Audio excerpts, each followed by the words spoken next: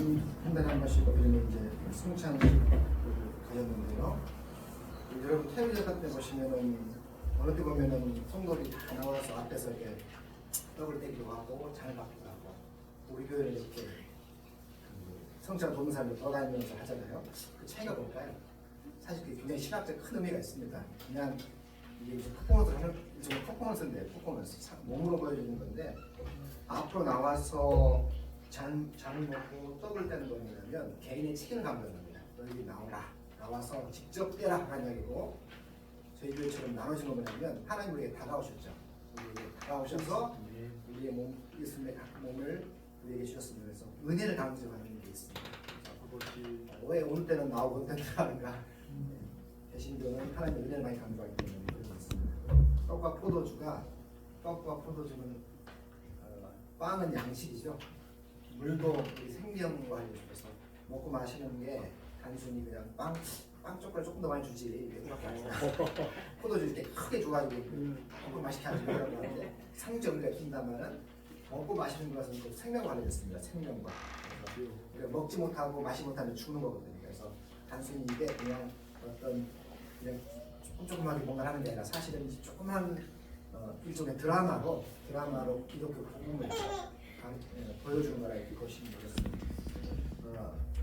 오늘 제가 그가 또한 이루시리라라는 데살로니가전서 5장 24절 말씀을 키로 잡았는데요.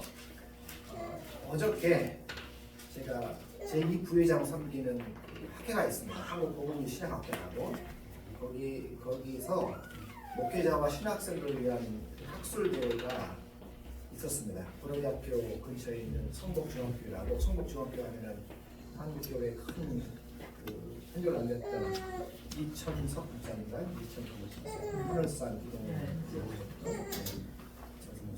이동이 세우신 교회인데 거기서 있었습니다. 그 주제가 신약의 교회 어떤 공동체인가라는 주제였습니다. 신약에서 말하는 교회는 어떤 공동체인가? 그래서 교회에 대해서 함께 고민하고 함께 배우는 시간이었는데 이 학술대회에서 기다리고 오시고 신학생도 오고 그렇게 하면서 교회 성경에 나오는 예루살렘 교회, 고린도 교회, 에베소 교회, 로마 교회에 대해서 각각 교수님들이 분석한 걸 발표하시고 저도 그 앉아 있으면서 굉장히 많은 걸 배웠습니다. 특별히 이 신학자들이 왜 이 주제 신약의 교회 어떤 공동체인가라는 이 주제를 다루는가 하면 코로나를 거치면서 한국 교회가 많이 와해되었습니다. 많이 와해되었어요. 그래서 어떤 질문을 하냐면 과연 교회가 필요한가? 교회는 어떤 공동체인가? 이런 고민을 하게 된 겁니다. 그래서 어떤 교수님이 이런 말씀을 하셨습니다. 요즘에 훌륭한 목사님들 설교 이런 거 다 들을 수 있습니다. 유튜브 들어가면 다 들어요. 그래서 설교 듣기 위해서 배우지 않습니다. 더 이상. 또 교회가 예배가 훌륭하다? 안 옵니다. 왜냐하면 유튜브 틀면 더 좋은 게 더 많거든요. 좋은 성가대, 좋은 찬양팀, 은혜롭게 막 찬양하기 때문에 굳이 좋은 설교를 듣기 위해서 교회 온다? 좋은 예배를 한번 드리기 위해서 교회 온다? 이런 시대는 끝났다는 거죠. 그래서 만약에 교회가 설교 듣는 장소 또는 성도들이 무슨 은혜로운 찬양을 드리기 위한 장소라고 생각하면 착각하기 쉽다는 거죠. 이것은 코로나를 거치면서 공동체를 떠나는 탈공동체가 심화됐습니다. 그래서 그런 현상들이 드는데요. 그렇다면 이런 질문을 해봐야죠. 왜 교회가 필요할까? 그럼 교회가 왜 필요할까요? 왜 주라교회가 왜 필요할까요? 유튜브에서 훌륭한 목사님 설교 진짜 많거든요. 유튜브에서 우리 교회가 더 음악 잘하는데 찬양 많아요. 왜 교회가 필요할까요? 그것은요, 유튜브에서 좋은 설교, 좋은 찬양을 들을 수 있을지 몰라도 공동체 소속감을 주지 못합니다. 공동체 소속감. 지금은 탈공동체 시대입니다. 탈공동체. 이런 소속되는 걸 싫어합니다. 그래서 교회가 사람들에게 공동체를 통해서 소속감을 주지 못하면 사람들이 그 공동체를 필요로 하지 않습니다. 자, 우리는 교회 공동체를 어떻게 살아가야 될까요? 오늘 읽은 본문의 말씀이 바로 교회 공동체에서 우리가 어떻게 살아가야 될 것인가를 가르쳐주는 이야기입니다. 다른 말로 하면요, 교회가 필요 없는 시대처럼 보입니다. 교회가 세상으로부터 좋은 평가를 받지 못하는 시대죠. 그래서 이렇게 심각한 질문을 해볼 수가 있어요. 우리 교회는 과연 이 시대에 살아남을 수 있을까? 하나님이 교회를 포기하지 않으셨다면 우리는 과연 어떤 공동체를 꿈꾸며 살아가야 될 것인가? 라는 질문을 해볼 필요가 있는 겁니다. 본문에 보면 본문의 구성을 한번 보겠습니다. 본문의 큰 내용인데요. 12절 13절은 성도들에게 영적 지도자들, 영적 리더들을 어떻게 대할 것인가 보여줍니다. 12절 13절에. 그 다음에 14절 가보면요. 14절 가보면은 성도들 사고간에 어떻게 행동할 것인가를 설명합니다. 그리고 제가 15절, 22절을 건너뛰고 23절, 24절 보면은 바울의 기도가 나옵니다. 그러니까 12, 13절은 교회에는 영적 지도자들을 어떻게 교회에서 공동체가 대할 것인가를 다룬다면 14절은 성도들끼리 어떻게 서로를 대할 것인가를 다루고 있는 내용을 볼 수가 있습니다. 먼저 12절, 13절에 영적 지도자들을 대하는 성도들의 태도에 대한 고민이 나옵니다. 교회에는 영적 지도자들을 성도들이 어떻게 대할 것인가. 이게 이제 12절, 13절에 나오는데 우리 12절 보게 되어 있죠. 여기 보면 교회에는 영적 지도자들, 영적 리더들을 세 가지 표현을 통해서 설명합니다. 12절 보시겠어요? 형제들아 우리가 너에게 구하노니. 자, 그 다음 나옵니다. 너희 가운데 수고하고. 첫 번째, 너희 가운데 수고하고. 두 번째, 주 안에서 너희를 다스리며. 세 번째, 구원하는 자들을 너희가 알고 오라고 합니다. 자, 여기 보면 세 개의 단어가 나오는데 다 전부 다 교회의 리더들이 하는 역할을 말합니다. 그게 뭐냐면 너희 가운데 수고하는 사람, 주 안에서 너희를 다스리는 사람, 주 안에서 너희들을 구원하는 사람이라고 가르칩니다. 여기 보면 자, 여기 첫 번째 수고하다라는 말은요. 너희 가운데 수고하고라는 말은 이 말은 교회 지도자들이 하는 일을 말하죠. 교회 지도자는 일을 말합니다. 영적 지도자 사역을 말합니다. 그리고 이 수고한다는 말이 무슨 말인가를 설명하기 위해서 12절 뒤에 두 개의 단어를 씁니다. 수고한다는 말이 굉장히 일반적인 이야기죠. 그래서 뭐라고 하냐면 그 다음에 수고한다는 이야기가 뭐냐면 다른 말로 표현하면 주 안에서 여러분을 다스리고 주 안에서 여러분을 권하는 자. 그러니까 수고하는 사람은 누굽니까?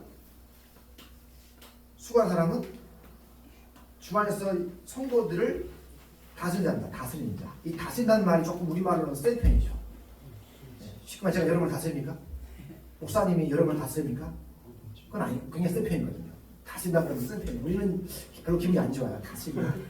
다스린다고 종인가 이런 느낌이 드는데 다스린다는 표현은 본래 어떤 뜻이냐면 인도한다 혹은 앞에 서 있다는 뜻입니다. 또는 돌보다라는 뜻이 있습니다. 그러니까 데살로니가 성도들 교회의 리더들 뭐라 하냐면 세상의 지도자들과 달리 어떤 사람들이죠? 앞에 서 있고 돌봐주고 인도하는데 어떻게 하냐면 주 안에서 여러분을 돌보고 앞에 서 있고라는 사람이라는 이야기죠. 그 다음에 세 번째로 나온 단어가 권하는 자. 12절 그때 권한다. 이 권한다는 이야기는 가르친다는 뜻입니다. 가르친다는 뜻이죠. 가르친다. 그러니까 앞에 다스린다는 표현은 영적 지도자들의 행정력과 리더십을 얘기하는 거라면 가르친다는 이야기는 교회 사역자들이 하는 이 교육의 측면들을 이야기한다고 볼 수 있습니다. 교회의 사역자들은 수고합니다. 주 안에서. 어떻게 수고해요? 앞에서 리더십 발휘하면서 모임이 있으면 먼저 가고 먼저 준비하고 제일 늦게 떠나고 이러는 앞서가는 일을 하죠. 케어하죠. 또 하나 뭐냐면 말씀을 가르칩니다. 하나님은 교회에 영적 리더들을 선물로 허락하셨습니다. 그리고 이 영적 리더들, 교회의 목사님이나 장로님들은 앞장서서 돌보고 가르치는 일을 통해 교회를 세워갑니다. 그래서 바울은 뭐라 하냐면 교회 내에 있는 이런 영적 리더들을 뭐라고 합니까? 어떻게 하라고요? 알고 12절 끝에 보면 알아주라. 자, 여러분 굉장히 궁금하지 않습니까? 영적 리더들을 알아준다는 말이 무슨 말일까요? 알아준다. 12절 끝에 너희가 알고 알아준다는 말. 이 말을 바울이 설명합니다. 13절에 영적 리더들의 일을 알아준다는 게 뭐냐면 13절 나오죠. 다른 말 표현하면 그들의 역사로 말미암아 사람 안에서 가장 귀히 여기며 이게 뭐냐면 알아주는 겁니다. 영적 리더를 알아주는 게 뭐예요? 소중히 여기는 겁니다. 귀히 여겨주는 거. 그런데 어떻게 귀히 여기느냐? 사랑 안에서. 그런데 여기 보면 13절에 보면 가장 귀히 여기는 이유를 설명하죠. 13절에 보면 잘 앞에 그들의 역사란 말이야. 역사란 말이 무슨 말일까요? 국어 말고 수학 말고 역사란 말인가요? 네?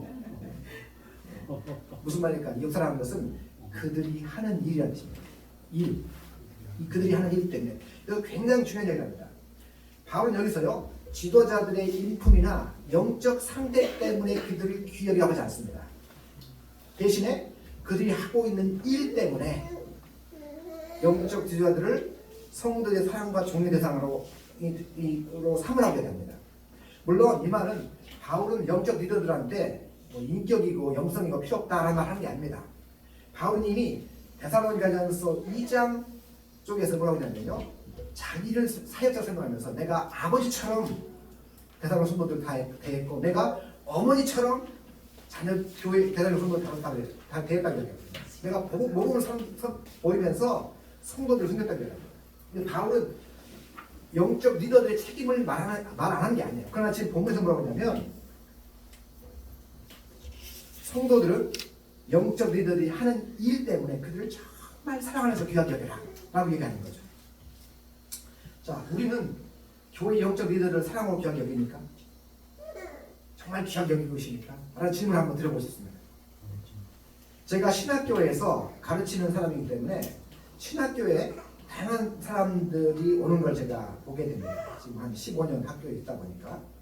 근데 신학교 1학년 때는요, 조금 어리숙한 사람들이 옵니다. 마치 군대 가면 그 이등병들인가요? 어리숙하잖아요. 네, 군대 가보신 분들 알겁니다. 저도 방해는 출시지만 두려움을 근데 1학년을 보면, 신학교 1학년 보면요, 재주가 뛰어난 사람들. 또 어떤 사람은 잡기에 능한 사람이 있어요. 또 어떤 사람은 느려 터진 사람이 느려 터진 사람. 어떤 사람은요, 욱한 사람이 있습니다. 어떤 사람은요, 굉장히 영적으로 교만한 사람이 있습니다. 제가 신학생으로 온 사람들을 보면 정말 다양합니다. 가끔 이런 생각이 들어요. 하나님 왜 저 사람 부르셨을까? 하나님이 조금 더 멀쩡한 사람 부르면 안 되나? 이런 생각이 솔직히 들 때가 있어요. 네. 그런데 여러분, 신학교 1학년을 보면 아직도 평신도 수준을 도달하지 못한 생각과 영적 수준인 사람들이 의외로 많습니다. 그런데 희한하게 이들이 3년이라는 시간을 신학교에 보내면서요, 하나님 이들을 하나씩 다듬어 가십니다. 제가 그걸 알게 됐어요. 하나님의 특별한 은혜가 있구나. 하나님의 특별한 은혜가 있구나. 어느 순간인가는요, 이들이 성장해가지고 우리가 영적으로 의지하고 싶은 사람입니다. 그렇구나. 이 사람들이 내가 내 영혼을 의지하고 나를 맡길 수 있는 사람이 되는구나 라고 생각이 듭니다. 하나님은요, 부르셨으면 다듬어 가십니다. 하나님 사용하신다는데, 하나님이 그런 사람을 통해 일하신다는데 우리가 하나님의 방법을 인정하고 따라가야 되는 것이죠. 자, 이제 13절 보겠습니다. 13절 보면 맨 마지막에 이렇게 말하죠. 너희끼리 화목하라. 여러분 가운데 평화를 추구하십시오 라는 이야기입니다. 여기 그리고 나서 14절에 이제 성도와 성도들 간의 관계를 이야기합니다. 아까 13절은 교회 내에 있는 영적 리더들에 대한 태도를 바울이 가르쳤다면 14절은 뭐냐면 교회 내에 있는 성도들끼리 관계를 말하는 거죠. 성도들끼리 어떤 일을 해야 될 것인가. 여기 보면 14절 이렇게 말하죠. 여기 보면 첫 번째로요, 또 형제라 너희를 권하노니 게으른 자를 권계하며, 두 번째 마음이 약한 자를 격려하고, 세 번째 힘이 없는 자들을 붙들어주며, 그 다음에 모든 사람에게 영을 참으라. 여기 보면 특별히 성도들이 교회에서 여기 14절은요, 바로 앞에 나왔던 13절의 끝에 있는 말씀, 너희끼리 화목하라, 너희끼리 평화를 추구하라는 말을 설명한 내용입니다. 교회 내에서 어떻게 성도들이 샬롬, 평화와 화평을 추구할 수 있을까요? 그건 뭐냐면 여기 보면 굉장히 중요한 이야기를 하죠. 여러분, 교회 내에 문제가 없으면 어떻게 하면 됩니까? 화목하려고 해요. 다른 사람 성도들 이제 가서 말하면 됩니다. 그죠? 문제 있으면 듣고 넘어가면 돼요. 그냥 있으면 회피하면 돼요. 갈등을. 그러면 화목할 것 같은데 바울이 뭐라고 하냐면 그게 화목이 아니라고 해요. 화목은 그게 아니다. 문제를 피해가거나 영적인 문제를 회피하거나 다른 성도의 영적 관계에 대해서 무관심하는 게 화평을 추구하는 게 아니라고 해요. 뭐라고 하냐면 14절에 뭐라고 했습니까? 너희끼리 화목하려면 어떻게 해야 되느냐? 게으른 자를 권계하고 마음이 약한 자를 격려하고 힘이 없는 자를 붙들어주라고 했습니다. 자, 여기 보면 첫 번째 게으르자죠. 게으른 자.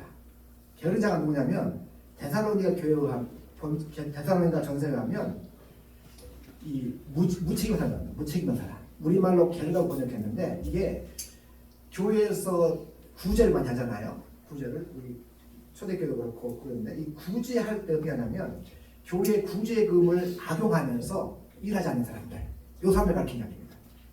그 사람들 뭐라고요? 권계하며. 이 권계한다는 이야기는 우리말 바로 앞에 나왔던 12절에 교회 리더들이 하는 일 가운데 하나 했던 12절 끝에 보면요, 다스리며 권하는 자, 그 권하다는 말과 똑같다는 겁니다. 그러니까 이 권하다는 이야기는 교회 영적 리더들만 하는 게 아니라 교회 성도들도 서로서를 위해 사는 일입니다. 리더들만의 해야 할 일이 아니라 성도들끼리 무책임한 사람에서 어떻게 해요? 그를 온유함으로 가르칠 필요가 있다는 거죠. 그 다음에 두 번째, 마음이 약한 자를 경멸합니다. 마음이 약한 자. 이 마음이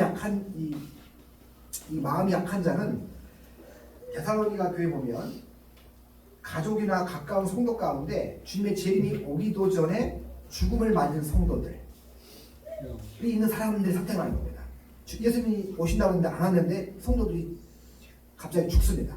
병으로든지 사고로 죽어요. 그러면 어떤 생각이 드냐면 주님이 재림도 안 왔는데 죽은 성도들은 영적으로 혹시나 무슨 불직이 있는 거 아닌가? 주님이 오기도 저기를 돌아가셨으니까 이렇게 마음이 약해진 성도들 향해서 그들을 격려하고 잘못된 신앙을 갖고 있는 성도들 그들을 잘 격려해줘라 이렇게 얘기하죠.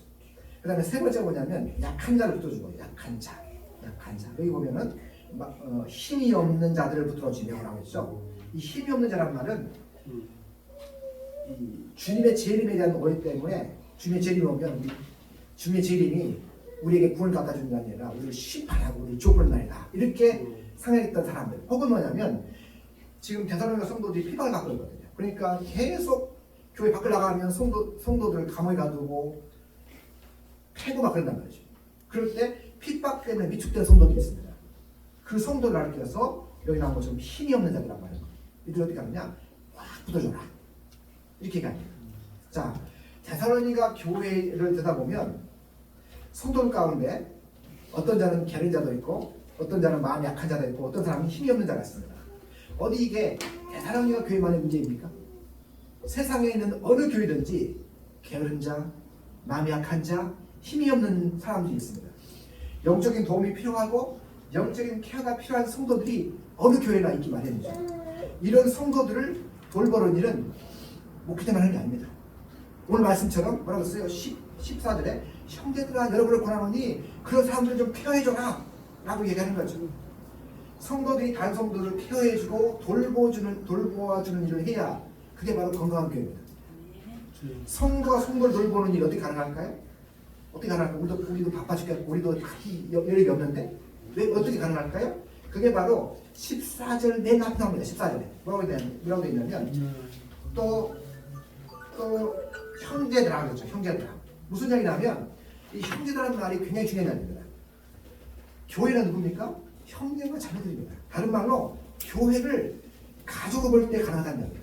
가족으로 볼 때. 교회 공동체는요, 단지 하나님이 왕이시고 우리가 그의 백성이라는 하나님 나라 개념만 있는 것이 아니라 교회는 영적 가족 공동체입니다. 우리는 교회에 있는 형제 자매들을 정말 잘 케어해주고 있습니까? 필요를 살펴보고 부족한 것이 없는가 살펴보는 마음이 있습니까? 바울은 게으른 사람들 권계해주고 마음이 약한 사람들을 격려해주고 힘 없는 자를 붙어주라고 합니다.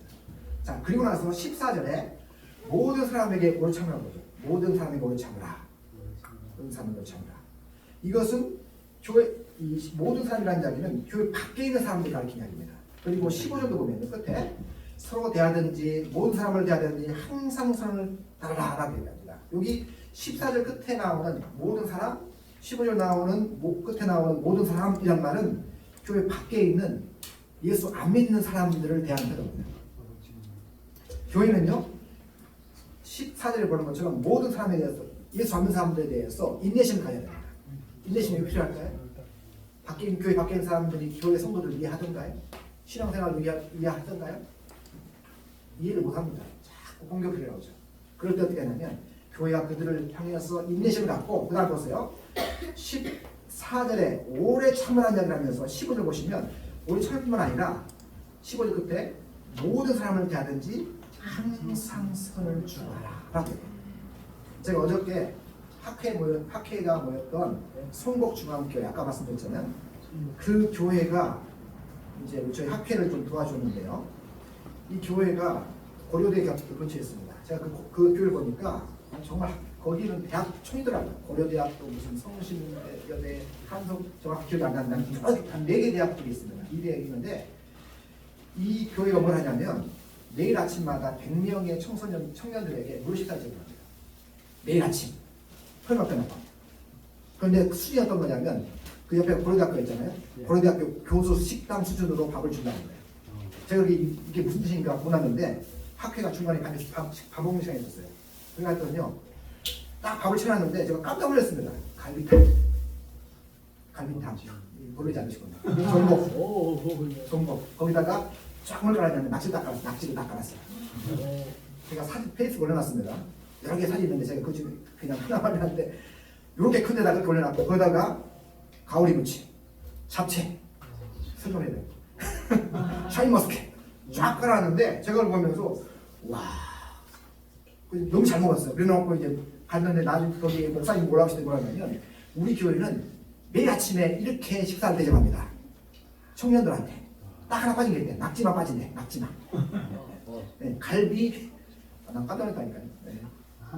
전복 막 모르는 사람들이 깜짝 놀랐는데 나중에 그 이야기를 하시더라고. 이게 우리 교회 수준이다. 이게 100명의 청년들한테 매일 식사를 대접하는 수준이다 라고 하시는 거예요. 그뿐만 아니라 독거 노인들 생일상을 차려준대요.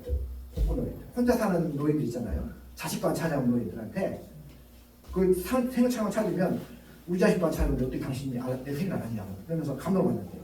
그뿐만 아니라 가끔씩 지역사회에 무슨 뭐 어떤 지역의 이익을 도모해야 일이 생겼을 때는 같이 시위에 참여한답니다. 피켓도 참여한대요. 교회가. 그 다음에 어떤 분이 편지를 보내왔는데 자기가 대학생인데 대학교에 들어가면 입학금 없다 보니까 교회 의논해가지고 입학금을 대신 내줍니다. 코로나 때 이야기 하시더라고요. 김성훈 목사님이 주변 식당을 살리기 위해서 교회 식당을 닫았대요. 그리고 주변 식당 운영하도록 5,000원권, 3,000원권 쿠폰을 발행합니다. 그리고 10,000원이 5,000원이 넘어가면 당신 돈 내고 온 거다. 그렇게 하면서 이렇게 쿠폰을 발행했다는 거죠. 그리고 코로나 때 정부에서 아마 시던 정부에서인가 이렇게 가정당 한 100만 원 정도 나왔던 것 같아요. 어떤 때는 뭐 지역별 나오고 어떤 때는 한국 나왔던 거였는데 이렇게 있대요. 교회에서 목사님. 여러분 100만 원 받으셨잖아요. 여러분들 이 100만 원이 없으면 못 사는 가정들은 절대 헌금하지 마십시오. 그러나 이 100만 원이 있어도 되고 없어도 되는 성도들은 그 돈을 좀 교회 헌금에다 가르쳤답니다. 네. 그러면서 그걸 헌금해 주시면 제가 교회 봉투에다가 그걸 담아가지고 여러분에게 가르치겠습니다. 어떻게 하느냐? 그 헌금 가지고 월세 먹는 사람들한테 가서 좀 전달하고 가라. 만약 당신 이름을 쓰고 싶지 않으면 이름 안 써도 된다. 왜냐하면 교회 로고가 써져 있으니까. 그래서 교회가 이걸 한다는 것을 좀 하면 좋겠다라고 했다는 거예요. 제가 이야기 들으면서 굉장히 가슴이 따뜻해졌습니다. 신학자들 모임에서 가슴이 뜨거워지는 경험을 했어요. 네. 지역 이분이 하는 이야기예요. 길성원 목사님 보니까 성균관대학교 출신이더라고. 민영국 목사님 잘 알더라고 보니까. 네. 지역 사회에서 좋은 평가를 받지 못한 교회는 복음의 영향력을 줄 수 없다라는 생각으로 고민하고 일을 하는 겁니다. 제가 그래서 너무 감동이었습니다. 지역 사회에서 이분이 시티 투 시티 코리아 이사장이거든요. 그러니까 지역 사회에 건강하지 못하는 교회는 그 교회는 건강하지 못한 교회다라고 생각하고 있는 거죠. 여러분 10월 19일 날 뭐가 있습니까? 목사님 뭐가 있죠? 10월 19일 지역 주민 콘서트가 있죠. 사실 그것도 우리 교회 사역입니다. 사역. 교회 지역 사회를 건강하게 만드는 거죠. 교회는 교회 밖에서 교회 공동체를 곱지 않게 보는 사람들 향해 오래 참아야 됩니다. 그리고 15절 그런 것처럼 서로를 대하든지 모든 사람을 대하든지 항상 선을 추구하는 삶을 살아야 되는 것이죠. 이게 바로 교회가 이 땅에 남아야 할 일입니다. 자, 이제 마지막으로 23, 24절 보십시오. 거기 보면 바울의 기도가 나옵니다. 바울의 기도 이렇게 말하죠. 평강 하나님이 친히 너희를 온전히 거룩하게 하시고 또 너희의 온 영과 혼과 몸이 너희 주 예수 그리스도께서 강림하실 때 흠없게 보존되기를 원하노라. 너희를 부르신 이는 믿으시니 그가 또한 이루시리라. 이 본문은 바울의 기도죠. 하나님 이렇게 이 데살로니가 교회들을 온전케 해주십시오라고 기도한 내용입니다. 기도가 보면 두 가지잖아요. 하나가 뭐냐면 23절에 평강의 하나님이 친히 너희를 온전하게 하시고, 첫 번째입니다. 두 번째, 너희의 영과 혼과 몸이 예수님의 재림 때에 흠이 없게 보존되기를 기도합니다 라는 내용입니다. 자, 여기 보면 바울이 기도하잖아요. 기도. 그러면서 뭐라고 하냐면 24절에 너희를 부르신 이는 믿으시니 그가 또한 이루시리라. 24절이 이 본문의 클라이막스입니다. 무슨 이야기냐면 지금까지 바울은 어떻게 이야기했어요? 그래서 성도들한테 게으른 자들 권케 해주고 마음이 약한 자들 격려하고 힘이 없는 자들 붙들어줘라. 그 다음에 성도들 각자 거룩한 삶에서 살아가라 이렇게 이야기했다고요. 그러니까 뭐냐면 전부한테 뭐가 하는 겁니까? 우리한테 책임 토성 겁니다. 여러분 각자 알아서 열심히 거룩을 추구하십시오. 윤리적 선택이 해야 할 경우에서는요 하나님의 가치관을 선택하시면서 살아보십시오 라고 이야기했어요. 그런데 이제 24절, 23절, 4절 가만히 들어가면 여러분 우리들이 노력한다고 되는 게 아닙니다. 우리의 노력도 필요하지만 하나님의 은혜가 필요합니다. 하나님이 우리 도실 겁니다 이야기하는 겁니다. 그렇죠. 너희를 부르신 이는 믿으시니 그가 또한 이루시리라. 뭘 이루나요? 이 3에 나왔던 여러분을 온전히 거룩하게 하시고 여러분들을 흠이 없게 보존되도록 여러분을 위해서 계속 하실 것입니다 라는 이야기입니다. 아멘. 여러분 그 아까 성복 중학교 이야기했는데요. 그 청년들 매일 식사를 대접한다고 했잖아요. 한번 생각해 보세요. 매일 월요일부터 금요일까지 그 갈비탕을 고급진 갈비탕을 먹이는 게 돈이 안 들겠죠. 진짜요? 돈이 한두 푼이 드는 게 아니라는 거예요. 이 비하에 보면 그러니까 교회에서 약간 반대하는 소리가 있었대요. 뭐라고 하냐면 아니 이게 돈이 한두 푼 드는 것도 아니고 매일 합니까 이거를. 또 하나 뭐냐면 청년들은요 졸업하면 떠납니다. 대학생들은 졸업하면 그 지역을 떠나버려요. 그러니까 교회에 나가는 사람이 아니란 말이죠. 그러니까 이거 밑 빠진 독에 물 빠진 거 아닙니까? 라는 이야기를 했어요. 어떤 분이. 그랬더니 그 목사님이 뭐냐면 이렇게 돼요. 우리가 밑 빠진 독에 물을 붓기를 해야 됩니다. 왜냐하면 밑 빠진 독에 물을 붓고 계신 분이 계시기 때문입니다. 하나님이 가만히 생각해보세요. 우리 인생이 어떤 사람들이죠? 밑 빠진 독입니다. 우리가. 하나님은 어떻게 우리 밑 빠진 독 같은 우리 인생에게 물을 계속 붓고 계시거든요. 포기하지 않으시고. 그러니 우리도 하나님 닮아가려는 거 아닙니까? 그런 이야기를 하셨습니다. 여러분 하나님은 신실하신 분입니다. 우리에게 밑 빠진 인생에 물을 계속 포기하는 거 붓고 계시다는 거 기억하셔야 됩니다. 2주 전에 4차 로잔 대회가 인천 송도에 있었죠. 제가 우리 교회 페이스북에도 카톡방에 올려놨는데 그 주간에 25일인가요? 목요일날 선교와 핍박과 순교라는 주제로 프로그램이 진행됐습니다. 근데 그때 오전에 이란 교회의 핍박 이야기가 나왔습니다. 남자 목사님과 여성 목회자가 나와서 이란 교회 상황을 간증하는 거였는데 이렇게 파티라는 분이 남자 목사님입니다. 이분이 이렇게 가정하셨어요. 자기가 모순 가정에 태어났는데 어머니는 모스크에서 쿠란을 가르치는 선생이었답니다. 이 사람이 1996년 4월에 회심을 하게 됩니다. 예수 믿게 되는데 자기가 교회를 나가면서 성령님이 기쁨을 충만하게 하니까 도저히 걸어갈 수가 없더래. 그래서 막 뛰어갔다고 해요. 뛰어갔다. 기쁨을 주체할 수 없었다는 거죠. 그리고 나중에 이분이 영국에 있는 일란 바이블 칼리지에 가서 신학을 공부합니다. 그리고 2005년도에 졸업을 하고 이란으로 돌아와요. 그리고 자기 아파트에서 지하교회를 시작하는데 2005년 처음에 2가정을 시작합니다. 그러다가 4가정, 5가정, 그리고 5년 만에 5년이었던 2010년에 20개 도시에 48개의 교회를 개척합니다. 무슬림 국가인 이란에서죠.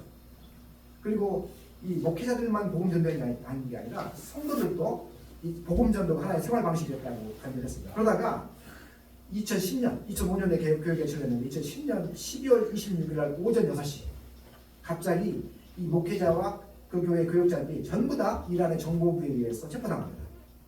그때 뭐라고 하냐면 전도를 하는데 이 전도가 이란의 국가안보를 위한다. 그래가지고 막 고발을 해가지고 징역 5년형을 받아야 돼요. 징역 5년이요. 그리고 그 중에 1년을 독방에서 지내야 합니다. 높이가 2m 정도 되는 독방, 하늘도 안 보이고 태양도 못 보는 독방입니다. 1년 동안. 이분이 이렇게 고백한다고요. 저는 1년 동안 하늘도 못 보고 태양도 못 봤지만 그러나 주님이 나의 빛이었고 나의 구원이셨습니다. 그게 관여된데요. 가슴이 참 그렇습니다. 2015년 12월에 추도를 합니다. 10년에 갇혔다가 5년 만에 추도를 하는 거죠. 그런데 그 후에 이란교회가 더 폭발적으로 성장을 하고 핍박받는 사람도 생기고 수요도 생긴다. 그래서 그분이 하는 이야기가 고난이 끝이 아니다. 하나님은 아름다운 이야기를 지금 쓰고 계신다라는 이야기를 합니다. 제가 이분을 보면서요. 하나님께서 이분을 다듬어 가시는구나. 여러분 1년 동안 독방에 햇빛도 못 보고 태양도 못 보는 것에 계시면서 어떤 생각이 드시겠습니까? 이분은 하나님이 나의 빛이다. 하나님의 분이다. 고백을 한 겁니다. 이분이 끝나고 나서 여자분이었던 세라 아카반이라는 여자 목회자가 나오십니다. 이분은 7개 교회를 개척하시면서 하다가 7개 교회를 개척하다가요 체포를 당합니다. 이분이 독방에 앉아 있는데 이 체포되어 있는 게 얼마나 힘들었겠어요? 독방에 있는데 갑자기 음성이 들려요. 뭐라고 하냐면 네가 지금 어쩐지를 몰라. 너는 지금 마치 내가 죽은 것처럼 하고 있지 않느냐? 마치 내가 살아있지 않은 것처럼 하고 있지 않느냐? 이렇게 하나님 주님 음성이 들리더래요. 그래서 이분이 누웠다가 일어났답니다. 그러면서 큰 목소리로 눈물을 흘리면서 주님 안에서 내가 승리를 했습니다. 주님 안에서 내가 승리할 것입니다라는 스페인 찬양을 했다는 이야기를 합니다. 그리고 하나님의 도우심을 통해서 출소를 하고 출소 후에 많은 분들이 이란을 떠나라 했는데도 자꾸 하나님께서 내가 너 교회 세웠던 데로 다시 돌아가라 라는 마음을 주셔가지고 다시 그 마음으로 돌아갔다고 합니다. 거기서 갔더니 자기가 처음 전도했던 두 사람이 있어가지고 그 사람을 통해서 교회 개척이 계속되고 있다는 이야기를 합니다. 그러면서 복음은 어떤 방해도 불구하고 퍼져나가고 있습니다 라는 이야기를 했습니다. 이 두 분을 보면서요 이분들이 간증하는데 그렇게 기쁘게 간증하더라고요. 핍박을 당하는 교회 성도들이 하나님은 변함없이 믿을만한 분입니다. 감옥에 있든 죽음의 균에 있든 이를 다듬으시고 케어해 가시는 거죠.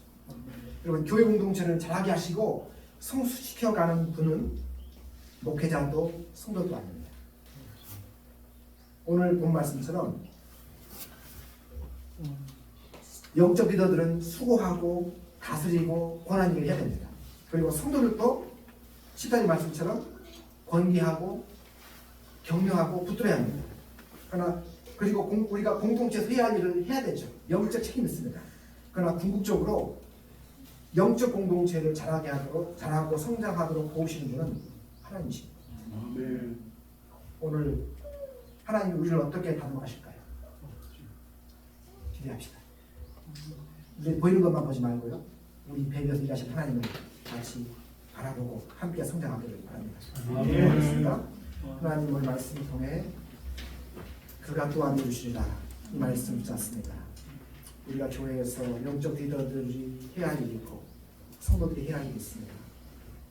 그렇지만 이것이 전부가 아니다. 이것이 영적 공동체의 전부의 이야기가 아니다. 우리를 부르셨기 때문에 또한 이루실 하나님이 우리와 함께 하시며 이 준하교회를 다듬어 가시고 이 땅에 있는 교회를 다듬어 가신 줄 압니다. 우리가 이 소망을 품게 하시고 이 비전을 보게 하시고 오늘도 주의 길을 걸어갈 수 있도록 준하교회와 성도들을 붙잡아 주옵소서. 예수 이름으로 기도드립니다. 아멘.